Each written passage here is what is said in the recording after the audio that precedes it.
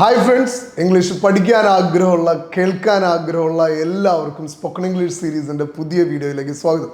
നിങ്ങളിന്ന് thumbnail കണ്ട പോലെ ഒരു സീരിയസ് കാര്യം അഡ്രസ്സ് ചെയ്യാനാണ് നമ്മുടെ ഇന്നത്തെ വീഡിയോ.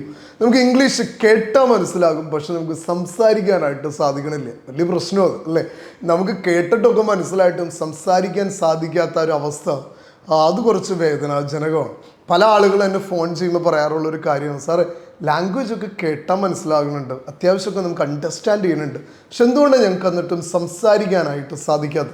അപ്പോൾ അതിനൊരു നല്ല സൊല്യൂഷൻ ഞാൻ നിങ്ങൾക്ക് പറഞ്ഞു തരാൻ പോവാണ്. ഓക്കെ, ഒന്നാമത്തെ സംഗതി, ഏതൊരു ഭാഷ പഠിക്കുന്നതിൻ്റെയും ബേസ് എന്ന് പറയുന്നത് ഞാൻ നിങ്ങളോട് മുൻപ് പല ആവർത്തി പറഞ്ഞിട്ടുള്ളത് പോലെ ലിസണിങ് ആണ്, കേൾവിയാണ്, കേട്ട് മനസ്സിലാക്കലാണ്. ഓക്കെ, ഞാൻ നിങ്ങളോട് മുൻപ് പറഞ്ഞിട്ടുണ്ട്, നമ്മൾ മലയാളം ഭാഷയൊക്കെ പഠിച്ച ഒരു രീതി, നമ്മുടെ അച്ഛനമ്മമാരെ കേട്ട് മനസ്സിലാക്കി പിന്നീട് അത് നമ്മൾ റിപ്പീറ്റ് ചെയ്താണ് നമ്മൾ ലാംഗ്വേജ് ഡെവലപ്പ് ചെയ്തിട്ടുള്ളത്. ഇതുപോലെ തന്നെയാണ് നമ്മുടെ ഇംഗ്ലീഷ് ഭാഷ. ഓക്കെ, അപ്പോൾ ഏതൊരു ലാംഗ്വേജിൻ്റെയും ഫസ്റ്റ് സ്റ്റെപ്പ് ലിസണിങ് ആണെങ്കിൽ, കേട്ട് മനസ്സിലാക്കുക എന്നുള്ളതാണെങ്കിൽ, മൈ ഡിയർ ഫ്രണ്ട്സ്, നിങ്ങൾ ഒന്നാമത്തെ ഘട്ടം വളരെ മനോഹരമായിട്ട് വിജയിച്ചിട്ടുണ്ട് എന്നുള്ളത് തന്നെയാണ്. ഓക്കെ, കേൾക്കുക മനസ്സിലാക്കുക എന്ന് പറയുന്നതാണ് ഏതൊരു ലാംഗ്വേജ് ലേണിങ്ങിൻ്റെയും ആദ്യത്തെ സ്റ്റെപ്പ്. അപ്പോൾ സ്വയം ഒന്ന് അപ്രീഷിയേറ്റ് ചെയ്തോട്ടോ. കാരണം ഒരു ഭാഷ പഠിക്കുന്നതിൻ്റെ ഫസ്റ്റ് സ്റ്റെപ്പ് നിങ്ങൾ വളരെ മനോഹരമായിട്ട് തീർത്തു വെച്ചിട്ടാണ് രണ്ടാമത്തെ സ്റ്റെപ്പ് അക്യൂർ ചെയ്തിട്ടില്ല എന്നുള്ള വിഷമത്തിൽ നമ്മൾ പലപ്പോഴും ഇരിക്കുന്നത്. ഓക്കെ, അപ്പോൾ ആദ്യം ഒന്ന് റിയലൈസ് ചെയ്യുക, സ്വയം ഒന്ന് പ്രൗഡ്ഫുൾ മൊമെൻറ്റിലേക്ക് വരിക.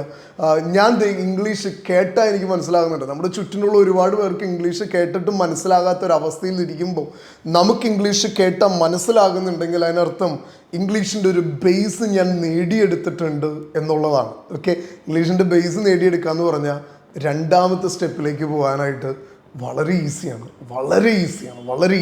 ഓക്കെ, അപ്പോൾ ഒന്നാമത്തെ സംഗതി, നിങ്ങൾ നിങ്ങളെക്കുറിച്ച് തന്നെ ആത്മാഭിമാനമുള്ളവരായിട്ട് തീരുക എന്നുള്ളതാണ്. ഓക്കെ, എന്തുകൊണ്ടാണ്? നമുക്ക് ഇംഗ്ലീഷ് കേട്ടാൽ മനസ്സിലാകുന്നുണ്ട്. ഇനി നമുക്ക് സംസാരിക്കാനുള്ള നമ്മുടെ കപ്പാസിറ്റി കൂടെ നിങ്ങളൊന്ന് എടുത്ത് നോക്കിയേ.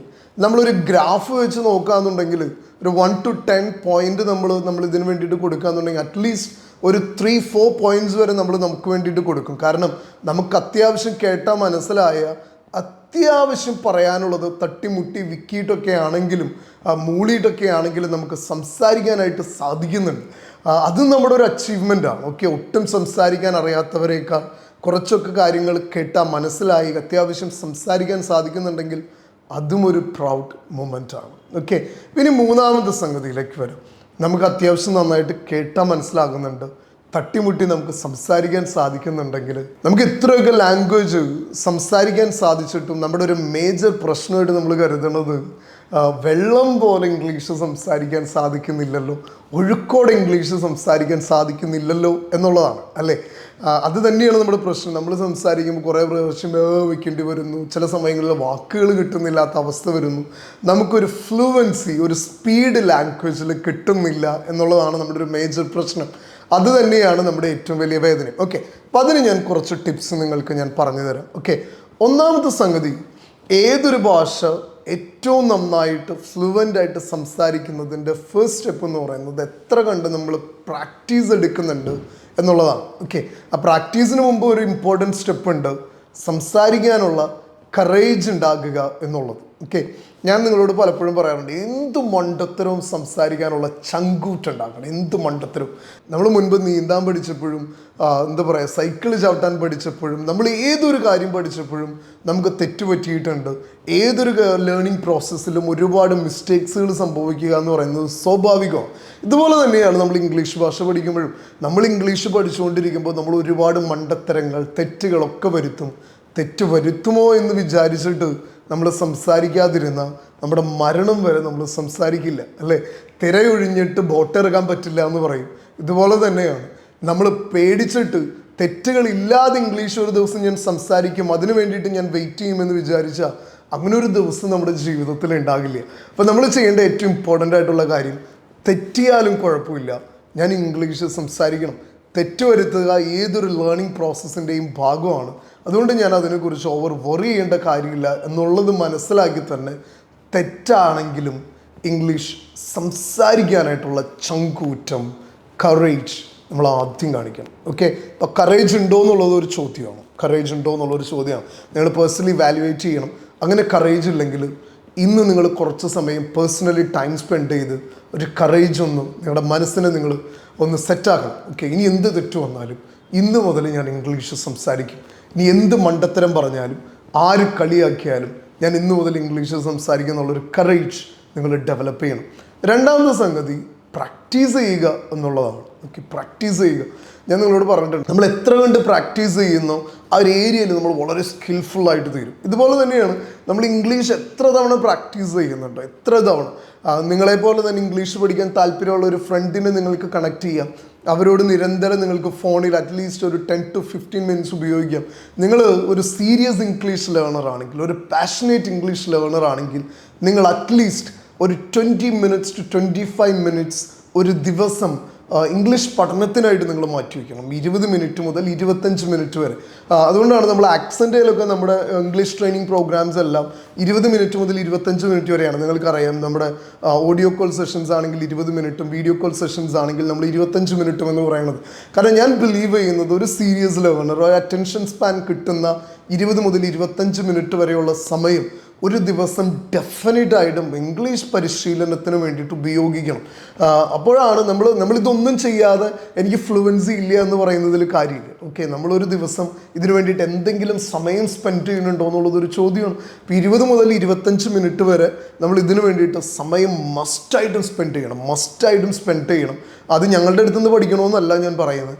നിങ്ങളുടെ വീട്ടിൽ ഇംഗ്ലീഷ് അറിയാവുന്ന ആരെങ്കിലും ഉണ്ടെങ്കിൽ, നിങ്ങളെപ്പോലെ ഇംഗ്ലീഷ് പഠിക്കാൻ താല്പര്യമുള്ള ഒരു കൂട്ടുകാരനുണ്ടെങ്കിൽ, ഒരു കൂട്ടുകാരി ഉണ്ടെങ്കിൽ, അല്ലെങ്കിൽ നിങ്ങളെപ്പോലെ ലേണിങ്ങിന് വേണ്ടിയിട്ട് ആഗ്രഹിക്കുന്ന മറ്റേതെങ്കിലും ഒരു കൊളീഗ് ഉണ്ടെങ്കിൽ അവരെല്ലാം കണക്ട് ചെയ്തിട്ട് നിങ്ങൾക്ക് ഇംഗ്ലീഷ് പഠിക്കാം. ഓക്കെ, ഇനി നിങ്ങൾക്ക് അങ്ങനെ ഒരാളില്ലെങ്കിൽ ഡെഫിനറ്റായിട്ട് നിങ്ങൾ എന്നെ കോൺടാക്ട് ചെയ്തു. ഞാൻ അതിന് വേണ്ടിയിട്ടുള്ള നമ്മുടെ ട്രെയിനേഴ്സിൻ്റെ അറേഞ്ച്മെൻറ്റ്സിനെ കുറിച്ച് ഞാൻ നിങ്ങൾക്ക് ഡീറ്റെയിൽ തരാം. അപ്പോൾ പറഞ്ഞു വന്നത്, നമ്മൾ ഡെഫിനറ്റായിട്ടും 20 മിനിറ്റ് മുതൽ 25 മിനിറ്റ് വരെ ഒരു ലേണിങ്ങിന് വേണ്ടിയിട്ട് പ്രാക്ടീസ് ചെയ്യാൻ വേണ്ടിയിട്ട് നമ്മൾ ഉപയോഗിക്കണം. ഓക്കെ, അപ്പോൾ നമുക്ക് എന്ത് ഇംഗ്ലീഷ് ഉണ്ട് ആ ഇംഗ്ലീഷ് ഉപയോഗിച്ചിട്ട് വേണം നമ്മൾ പ്രാക്ടീസ് ചെയ്യാനായിട്ട്. ഓട്ടോമാറ്റിക്കലി സ്പീഡ് എന്ന് പറയുന്ന സംഗതി നിങ്ങൾ ഗെയിൻ ചെയ്യും. മൂന്നാമത്തെ സംഗതി, പല ആളുകളും പറയാം, സാറേ നമുക്ക് ഈ കേട്ടാൽ മനസ്സിലാകുന്നത് ഫൈനാണ്, പക്ഷെ സംസാരിക്കുമ്പോൾ ഈ തെറ്റ് വരുത്തുന്നത് ഒരു വലിയ പ്രശ്നമല്ലേ എന്നോട് ചോദിക്കും. ആ തെറ്റ് വരുത്തുന്നത് ഒരു പ്രശ്നമല്ലേ എന്ന് ചോദിക്കുന്നതിൻ്റെ ബേസ് നിങ്ങൾ ഗ്രാമറിനെ കുറിച്ച് ഓവർ വറീഡ് ആണ് എന്നുള്ളതാണ്. ഓക്കെ, എനിക്കറിയാം എന്തൊക്കെയോ ഗ്രാമാറ്റിക്കൽ എറേഴ്സ് ഞാൻ സംസാരിക്കുന്നതിൽ വരുത്തുന്നുണ്ട്, ഞാൻ പറയുന്നതിൽ എന്തൊക്കെയോ ഗ്രാമർ മിസ്റ്റേക്സുകളുണ്ട്, അതുകൊണ്ടാണ് ഞാൻ സംസാരിച്ച തെറ്റിപ്പോകുമോ എന്നുള്ള ഭയം എനിക്കുള്ളത്. മൈ ഡിയർ ഫ്രണ്ട്സ്, നിങ്ങൾ ഒരു കാരണവശാലും ഗ്രാമറിനെ കുറിച്ച് വറി ചെയ്യരുത്. നമ്മൾ മലയാളം ഫ്ലുവൻ്റായിട്ട് സംസാരിക്കണില്ലേ? നമുക്ക് മലയാളത്തിൽ എത്ര ഗ്രാമർ പാർട്സുകൾ അറിയാം? നമ്മൾ എത്ര തവണ ഭൂതകാലത്തെക്കുറിച്ച് ചിന്തിക്കുന്നുണ്ട്? നമ്മൾ എത്ര തവണ ഭാവി കാലത്തെക്കുറിച്ച് ചിന്തിക്കുന്നുണ്ട്? നമ്മൾ എത്ര തവണ വർത്തമാനകാലത്തെക്കുറിച്ച് ചിന്തിക്കുന്നുണ്ട്? വേണ്ട, മലയാളത്തിൽ എത്ര അക്ഷരമുണ്ടെന്ന് ചോദിച്ചാൽ ഇപ്പോഴും നമുക്ക് കൺഫ്യൂഷനും ടെൻഷനും ഒക്കെയാണ് അല്ലേ? ഇതൊന്നും അറിയാതെ നമ്മൾ ഫ്ലുവൻ്റായിട്ട് സംസാരിക്കുന്നത് കേട്ട് മനസ്സിലാക്കി നിരന്തരം സംസാരിച്ച് നമ്മൾ ഡെവലപ്പ് ചെയ്തത് കൊണ്ടാണ്. അപ്പോൾ നിങ്ങൾ നന്നായിട്ട് ലാംഗ്വേജ് നിങ്ങൾക്ക് മനസ്സിലാക്കാൻ സാധിക്കുന്നുണ്ട് എന്നുള്ളതൊരു വലിയ പോസിറ്റീവ് പോയിൻ്റാണ്. ഇനി നിങ്ങൾ നിരന്തരം പ്രാക്ടീസ് ചെയ്യുക. ഗ്രാമർ എന്നൊരു പോർഷനെ നിങ്ങൾ മനഃപൂർവ്വം മറന്നു കളയണം. നമ്മൾ സംസാരിച്ച് തുടങ്ങുമ്പോൾ ഗ്രാമർ ഓട്ടോമാറ്റിക്കലി നമ്മളെ ഫോളോ ചെയ്യുന്നത്. എനിക്കറിയാം, ഒരുപാട് പേര് ഗൾഫ് കൺട്രീസിൽ ചെന്ന്, യൂറോപ്യൻ കൺട്രീസിൽ ചെന്ന് അവിടുത്തെ ഭാഷ വളരെ എളുപ്പത്തിൽ പഠിച്ചെടുക്കുന്നവർ, ഗൾഫ് കൺട്രീസിൽ ചെന്ന് അറബിയും ഹിന്ദിയൊക്കെ വളരെ മനോഹരമായിട്ട് സംസാരിക്കുന്നവർ, പക്ഷെ അവരെ കൊണ്ട് എപ്പോഴും ഇംഗ്ലീഷ് സംസാരിക്കാൻ പറ്റുന്നില്ല. കാരണം അവരെപ്പോഴും പറയണത് ഗ്രാമർ ഒരു പ്രശ്നമാണ് സർ എന്നാണ്. ഓക്കെ, നിങ്ങൾക്ക് ഹിന്ദി പഠിക്കാമെങ്കിൽ, നിങ്ങൾക്ക് അറബി പഠിക്കാമെങ്കിൽ, നിങ്ങൾക്ക് യൂറോപ്യൻ ലാംഗ്വേജസ് പഠിക്കാമെങ്കിൽ എന്തുകൊണ്ട് നിങ്ങൾക്ക് ഇംഗ്ലീഷ് വളരെ സിമ്പിളായിട്ട് പഠിച്ചെടുത്തുവിടാം? ഒരുപാട് പേര് ഇംഗ്ലീഷ് ഒരു വലിയ സംഭവമാണ്, വലിയ സംഗതിയാണ്, അത് പഠിച്ചെടുക്കാൻ ബുദ്ധിമുട്ടാണ് എന്നൊരു തോന്നൽ നിങ്ങളുടെ മനസ്സിൻ്റെ ഏതെങ്കിലും കോണിൽ അവർ കൊണ്ടുവച്ചിട്ടുണ്ടെങ്കിൽ നിങ്ങൾ ആദ്യം അതിനെ റിമൂവ് ചെയ്തു. ഇംഗ്ലീഷ് വളരെ എളുപ്പത്തിൽ പഠിച്ചെടുക്കാൻ പറ്റുന്ന ഏറ്റവും സിമ്പിളായിട്ടുള്ള ഒരു ലാംഗ്വേജാണ്. മറ്റൊരു ഭാഷ പഠിക്കുന്നതിൻ്റെ ബുദ്ധിമുട്ടില്ല ഇംഗ്ലീഷ് പഠിക്കാനായിട്ട്. It's very easy language, it's very simple language. Alright, അപ്പോൾ നിങ്ങളത് പഠിക്കാൻ തുടങ്ങുക, പ്രാക്ടീസ് ചെയ്യാൻ തുടങ്ങുക. ഓൾറൈറ്റ്, ഒപ്പം 2-3 വാക്കുകൾ വെച്ച് എല്ലാ ദിവസവും വൊക്കാബുലറി ഒന്ന് ഡെവലപ്പ് ചെയ്യാൻ പറ്റുകയാണെങ്കിൽ അത് നിങ്ങളെ അധികമായിട്ട് ഹെൽപ്പ് ചെയ്യും. ഓക്കെ, വൊക്കാബുലറി നിങ്ങൾ പഠിച്ചെടുക്കുന്നത് 3 വാക്ക് പഠിച്ചാൽ മതി. നിങ്ങൾക്ക് ഡെയിലി ലൈഫിൽ ആവശ്യമുള്ള 3 വാക്കുകൾ, അതിൻ്റെ മലയാളം എന്താണെന്ന് നിങ്ങൾ ഒന്ന് ഐഡൻറ്റിഫൈ ചെയ്യാം. ഓളം എന്ന് പറയുന്ന ഒരു ആപ്പുണ്ട്, ഒരു മലയാളം ആപ്പാണ് ഓളം. ഓക്കെ, നിങ്ങൾ പ്ലേ സ്റ്റോറിലോ ഐട്യൂൺ സ്റ്റോറിലൊക്കെ നിങ്ങൾ സെർച്ച് ചെയ്ത് കഴിഞ്ഞാൽ നിങ്ങൾക്ക് ഓളം എന്ന് പറയുന്ന ആപ്പ് കിട്ടും. നിങ്ങൾ ഏതൊരു ഇംഗ്ലീഷ് വാക്ക് അടിച്ചു കൊടുത്താലും അതിൻ്റെ എക്സാക്ട് മലയാളം വേർഡ് നിങ്ങൾക്കതിൽ കിട്ടും. അപ്പോൾ നിങ്ങൾക്ക് മനസ്സിലാവും, ഓക്കെ, ഈ ഇംഗ്ലീഷ് വാക്കിൻ്റെ മലയാളം ഇതാണ്, ഇതെനിക്ക് ഈസി ആയിട്ട് എൻ്റെ ലാംഗ്വേജിൽ ഉപയോഗിക്കാം. അപ്പോൾ വൊക്കാബുലറി കൂടെ ഞാൻ നേരത്തെ പറഞ്ഞില്ല, 20-25 മിനിറ്റ് നിങ്ങൾ പഠിക്കുന്ന സമയത്ത് ആ വൊക്കാബുലറി കൂടെ ഡെവലപ്പ് ചെയ്യാനായിട്ട് ശ്രമിക്കും. റൈറ്റ്? അപ്പോൾ ഞാൻ പറഞ്ഞു വന്നത്, നിങ്ങളൊരു ലാംഗ്വേജ് ലേണിങ്ങിൻ്റെ 50% കവർ ചെയ്ത് നിൽക്കുന്ന ആളാണ്. ലിസണിങ് സ്കില്ല് ഡെവലപ്പ് ചെയ്ത ആൾക്കാരാണ്. കേട്ടാൽ മനസ്സിലാക്കണമെന്നുണ്ടെങ്കിൽ നിങ്ങൾ പുലിയാണ്. ഇനി സംസാരിക്കാൻ നിങ്ങൾക്ക് എളുപ്പമാണ്. ഓക്കെ, അപ്പോൾ ധൈര്യമായിട്ട് ഇന്ന് മുതൽ ഇംഗ്ലീഷ് സംസാരിച്ചു തുടങ്ങും. ഫ്ലുവൻ്റ് ആകും. നിങ്ങളുടെ ലൈഫിൽ നിങ്ങൾ ആഗ്രഹിക്കുന്ന സ്വപ്നങ്ങളെല്ലാം ഇംഗ്ലീഷ് പഠിക്കുന്നത് കൊണ്ട് നേടിയെടുക്കും. ഓക്കെ, വീണ്ടും പറയാറുള്ള പോലെ പറയുകയാണ്, ഞങ്ങളുടെ പേഴ്സണൽ ട്രെയിനേഴ്സിൻ്റെ സപ്പോർട്ട് നിങ്ങൾക്ക് ആവശ്യമാണെങ്കിൽ, അത് ഓൺലൈനായിട്ട് ഓഫ്ലൈനായിട്ട് നിങ്ങൾക്ക് ആവശ്യമുണ്ടെങ്കിൽ നിങ്ങൾ ധൈര്യമായിട്ട് കോൺടാക്റ്റ് ചെയ്തു. നിങ്ങൾക്ക് വേണ്ട എല്ലാ സപ്പോർട്ട്സുകളും നിങ്ങൾ തരുന്നതാണ്. ഓക്കെ, അപ്പോൾ താങ്ക് യു വെരി മച്ച്. നല്ല ഇംഗ്ലീഷ് ദിനങ്ങളുണ്ടാകട്ടെ. നന്നായിട്ട് ഇംഗ്ലീഷ് പഠിക്കൂ. നമുക്ക് മറ്റൊരു വീഡിയോ ആയിട്ട് അടുത്ത ആഴ്ച കാണാം. Thank you.